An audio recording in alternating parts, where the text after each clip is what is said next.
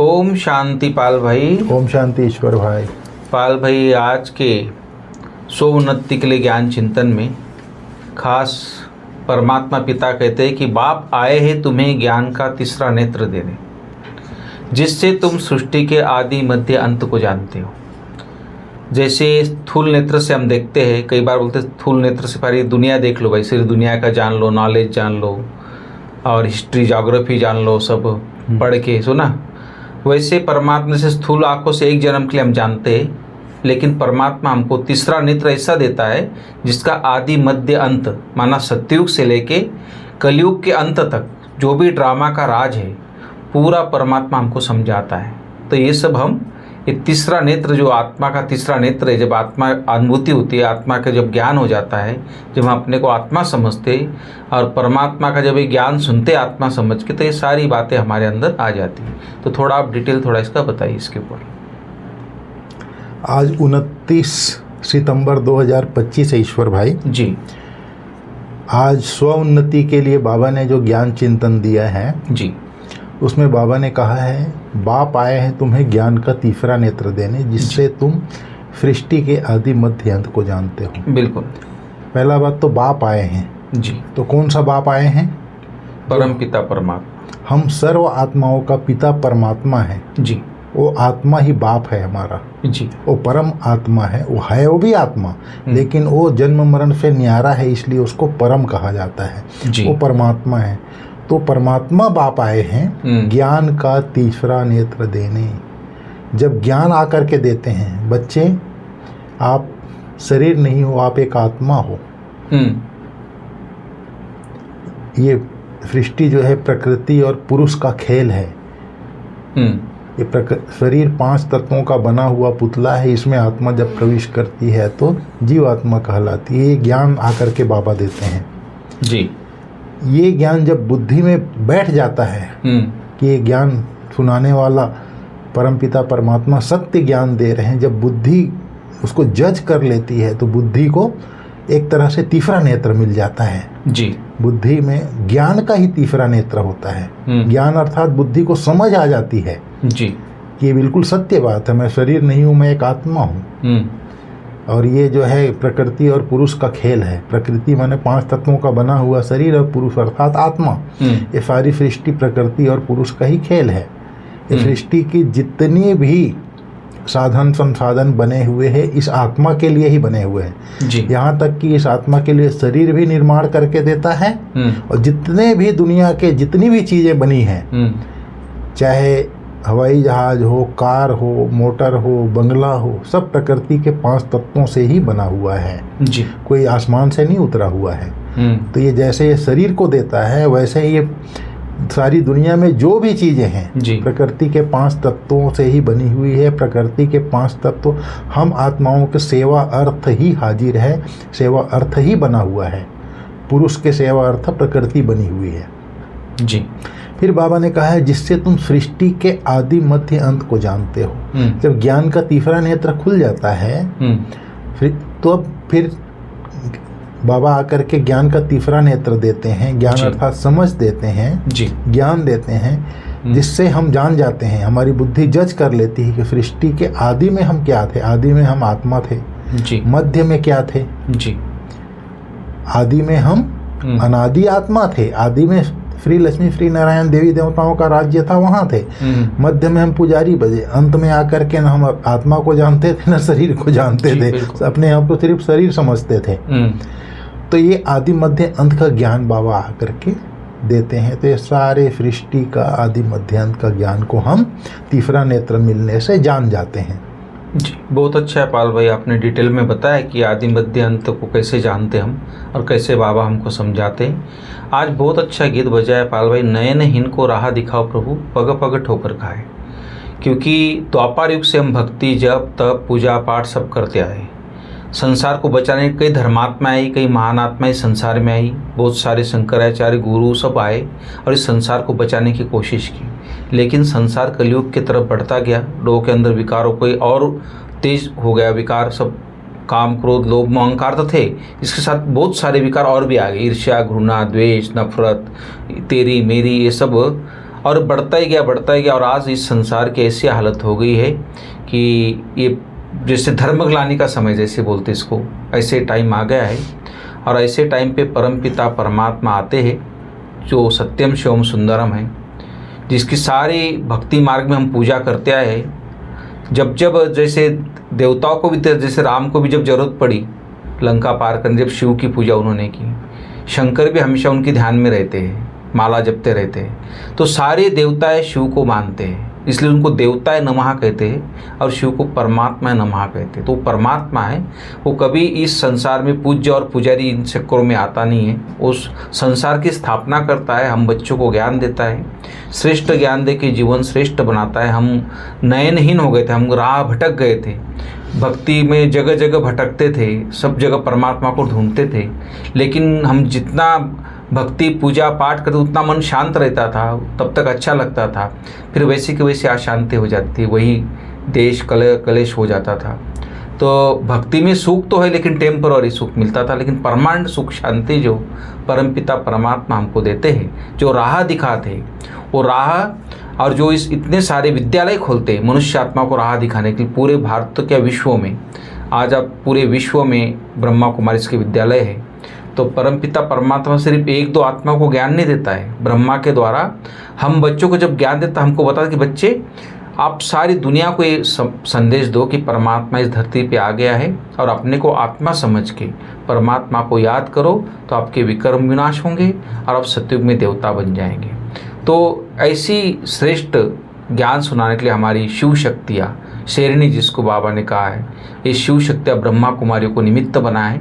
साथ में ब्रह्मा कुमार भी भाई बहन हैं, क्योंकि गृहस्थ व्यवहार में रहते हुए इस ज्ञान को आचरण में लाना है, धारण करना है, इसलिए सभी परिवार इस विद्यालय से जुड़े हैं। तो इस तरह बाबा बोलता है कि शेरनी शक्तियाँ ही कौन सी बात हिम्मत के साथ समझा सकती है। तो थोड़ा इसके डिटेल थोड़ा बताइए पाल। पहला बात तो ये है कि जैसे गीत बजा है, नयनहीन को राह दिखाओ जी, तो कौन सा नयन? जी, बुद्धि से अंधा जी, बुद्धि को विवेक ही नहीं है, समझ ही नहीं है सत्य क्या है असत्य क्या है। तो बाप आकर के, बाप के लिए ही गीत गाते हैं, नयनहीन को राह दिखाओ। तो बाप आकर के ज्ञान का तीसरा नेत्र देते हैं, बिल्कुल, तब ये नयन खुल जाता है, बुद्धि का नेत्र खुल जाता है। फिर बाबा ने कहा, बाप ही तुम बच्चों को ज्ञान का तीसरा नेत्र देते हैं, जिससे तुम सृष्टि के आदि मध्य अंत का ज्ञान मिल जाता है। तुम कल्प पहले भी ब्राह्मण थे और देवता बने थे, जो बने थे वही फिर बनेंगे। आदि सनातन देवी देवता धर्म के तुम हो और फिर बन रहे हो जी। बाबा ने ये बात नयनहीन को राह दिखाओ प्रभु के ऊपर कही। बिल्कुल। फिर बाबा ने कहा, शेरनी शक्तियाँ कौन सी बात हिम्मत से समझा सकती हैं? जी। शेरनी शक्तियाँ यह बात समझा सकती है विश्व के सर्व आत्मा मनुष्य आत्माओं को, चाहे वो किसी भी धर्म की मनुष्य आत्माएं हों जी, उनको ये कहो, कहता है बाबा कि तुम अपने को आत्मा समझो, अपने को रूह समझो और परमात्मा नहीं समझो। जी। अपने को आत्मा समझो, परमात्मा नहीं। आत्मा समझकर बाप को याद करो तो विकर्म विनाश हो जाएंगे और तुम मुक्ति धाम में चले जाएंगे। बिल्कुल। फिर बाबा ने कहा, परमात्मा समझने से तुम्हारे विकर्म विनाश नहीं हो सकते। बिल्कुल। यह बात बहुत ही हिम्मत से शेरनी शक्तियाँ ही समझा सकती हैं। समझाने का भी अभ्यास चाहिए। बिल्कुल। तो शेरनी शक्तियाँ जो हमारी मनोहर दादी, गंगे दादी, चंद्रमणि दादी, जिनको बाबा अश्वमेध का घोड़ा कहता है, वो लोग जा करके सारी दुनिया में सभी धर्म वालों को कैसे ज्ञान दिया, सारी दुनिया में ज्ञान का डंका बजा दिया उन लोगों ने। जी। तो ये बात, इसमें कोई भी व्यक्ति इसको कटाक्ष नहीं कर सकता। तुम एक आत्मा हो, उस परमात्मा की संतान हो, कोई भी व्यक्ति मानेगा और उसको आत्मा समझ के आत्मा समझ करके परमात्मा बाप को याद करेंगे तो विकर्म विनाश होंगे और घर चले जाएंगे। सबसे बड़ी गलती ये हो गई पाल भाई वर्तमान में कि व्यक्ति खुद को अपने मैंपन के अंदर आके खुद को बॉडी समझता है कि मैं हूँ, मैं हूँ, मैं हूँ, मैं हूँ, मैं हूँ। लेकिन मैं, इस शरीर को चलाने वाली जब आत्मा चली जाती है तब उसको एहसास होता है कि अरे नहीं, कोई और इसको चला रहा था शरीर को। ये तो शरीर का एड्रेस था, डॉक्टर, वकील, बैरिस्टर जो भी था, शरीर का था टाइटल। इसीलिए तो शमशानी वैराग्य कहा गया है ना। जी हाँ, इसीलिए वहाँ पर शमशान में जो लोग जाते हैं जी, तो उनको कुछ घड़ी के लिए लगता है कि ये कुछ नहीं रखा है, और उसी टाइम परमात्मा को भी याद करते लोग। सुना, लेकिन घर आने के बाद फिर भूल जाते हैं। भूल जाते हैं। तो ये जो बॉडी कॉन्शियस जो हो गया है ना आत्मा के अंदर, कि खुद को ही भूल जाती कि मैं आत्मा हूँ। भूलती है मेरा हाथ में दर्द है, मेरा पैर ठीक नहीं, मेरा मन ठीक नहीं, मेरा सर दर्द हो रहा है, मेरा बोलती है, लेकिन रियलाइज नहीं करती कि मैं कौन हूँ। तो वो परमात्मा हमको रियलाइज करा देता है। परमात्मा आकर के वही तो ज्ञान का तीसरा नेत्र दिया ना बाबा ने, आकर के ज्ञान भी देता है, साथ साथ जब योग से ताकत भी देता है, तब बुद्धि उसको धारण करती है। बिल्कुल। तो बाबा ने फिर कहा है, अभी तुम जानते हो हम राजयोग सीख रहे हैं, राजयोग सीख करके नई दुनिया में चले जाएंगे। यही भारत पुरानी दुनिया है, यही भारत नया दुनिया बनेगा। बिल्कुल। फिर बाबा ने समझाया है, अपने आप को आत्मा समझ मामेकम याद करो, बस, और कुछ नहीं, कुछ भी बात नहीं करनी है। अब बाप तुमको स्वर्ग के लिए, सुख के लिए पढ़ा रहे हैं, जिसके लिए तुम पुरुषार्थ कर रहे हो, और जो पुरुषार्थ करेगा सो पाएगा। फिर बाबा ने कहा, भारत जब स्वर्ग था तो उन जैसा पावन खंड कोई होता नहीं। बिल्कुल। पावन खंड भारत के मनुष्य भी होते हैं और प्रकृति भी पावन होती है। जी बिल्कुल। जब बाप आते हैं तब ईश्वरीय राज्य स्थापन होता है। भारत सदगति में था, अब दुर्गति में है। अब सदगति को पाने के लिए ही बाप नॉलेज देते हैं। जी। सदगति पाने के लिए ही बाबा आकर के ज्ञान का तीसरा नेत्र दे रहे हैं, नॉलेज दे रहे हैं। बिल्कुल। फिर बाबा ने कहा है, भगवान बाप ही पावन होने की युक्ति बताते हैं। भगवानुवाच मामेकम याद करो। बाबा ने कहा, मैं पतित पावन हूँ, मुझे याद करने से तुम्हारे विकर्म विनाश होंगे और मुक्ति धाम में आ जाएंगे। यह पैगाम सर्व मनुष्य आत्माओं के लिए है। बाप कहते हैं, देह के सब धर्म छोड़ मुझे याद करो तो तुम तमो प्रधान से सतो प्रधान बन जाएंगे। अपने को आत्मा समझो और बाप को याद करो, यह है योग अग्नि। बाप कहते हैं, पतित पावन मैं ही हूँ, तुम सब हो पतित निर्वाण धाम में भी तुम सब को। क्या कहा बाबा ने? बाप कहते हैं, मैं पतित पावन हूँ, पतित पावन मैं ही हूँ, तुम सब हो पतित। जी। बाबा ने कहा, निर्वाण धाम में भी पावन होने बिगर आ न सके। बहुत बड़ी बात है। रचना के आदि मध्य अंत पूरा समझने से ही उच्च पद पाएंगे।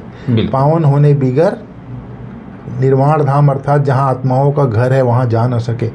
जिस अवस्था में आत्मा आई थी, एकदम 100% प्योर थी, उसी अवस्था में ही पुरुषार्थ करके, चाहे सजा खा के प्योर होगी, तभी आत्मा परम धाम जाएगी, और नहीं तो गेट में एंट्री नहीं है। तो भक्ति मार्ग में इसके शिव पुराण में दिखाया है कि आत्मा को कैसे सजाएं मिलती है। अच्छा। प्योर होने के लिए उसको एकदम गरम तेल की कढ़ाई में डालते हैं, क्या क्या सब दिखाया है उसके अंदर। अच्छा। वर्णन किया है कि इतनी सजाएं आत्मा को मिलती है, उसके बाद वो आत्मा परमात्मा के दरबार में पहुंचती है, शुद्ध होकर। वही निर्वाण धाम होती है। निर्वाण धाम तब वो पहुंचती है। तो प्रैक्टिकली भक्ति मार्ग में सजा का वर्णन तो है, लेकिन फिर भी लोग उसको रियलाइज नहीं, पाप कर्म करते जाते सब मनोरंजन करते हैं। हाँ, वही मनोरंजन है, ये हमसे अलग है, हमसे अलग है, एक्चुअल में है मनुष्य के जीवन की कहानी, जीवन की कहानी। तो बाबा ने वही कहा, निर्वाण धाम पावन होने बिगर कोई जा नहीं सकता। फिर बाबा ने कहा, सदगति दाता तो एक ही बाप है, सबकी सदगति करने वाला। जब ज्ञान मिलता है तभी भक्ति का वैराग्य होता है। जी। ज्ञान भक्ति, फिर है भक्ति का वैराग्य। इस पुरानी दुनिया से तुमको वैराग्य होता है, बाकी दुनिया को छोड़ कहीं नहीं जाना है। फिर बाबा ने कहा, पवित्र बनने बिगर घर जा न सके, पवित्र बनने के लिए याद की यात्रा चाहिए, बाबा ने कहा।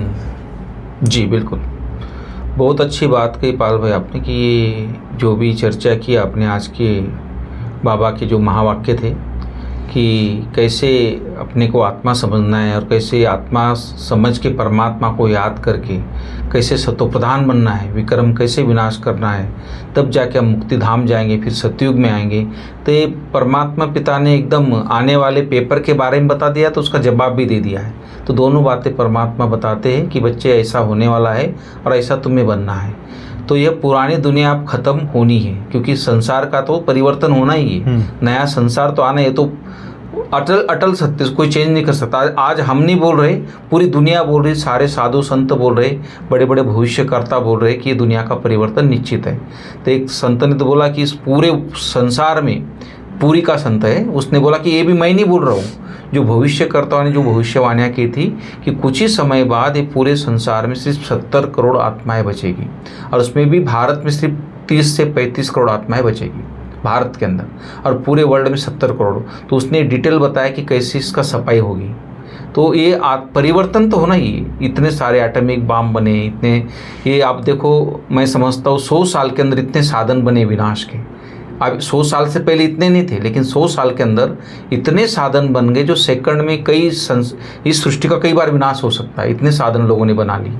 तो इसका तो परिवर्तन निश्चित है। बाबा बोलता है इसीलिए इस दुनिया का संन्यास करना है, दुनिया को छोड़ कहाँ जाना नहीं है। बाबा बोलता है संन्यास का अर्थ ये नहीं कि दुनिया को छोड़ के चले जाना है, लेकिन इसे बुद्धि से बोलना है, बुद्धि से परमात्मा को याद करना है, बुद्धि से आत्मा समझना है, और बुद्धि से परमात्मा को याद करके आत्मा को सतोप्रधान मानना है। बुद्धि का खेल है, जैसे आपने बोला।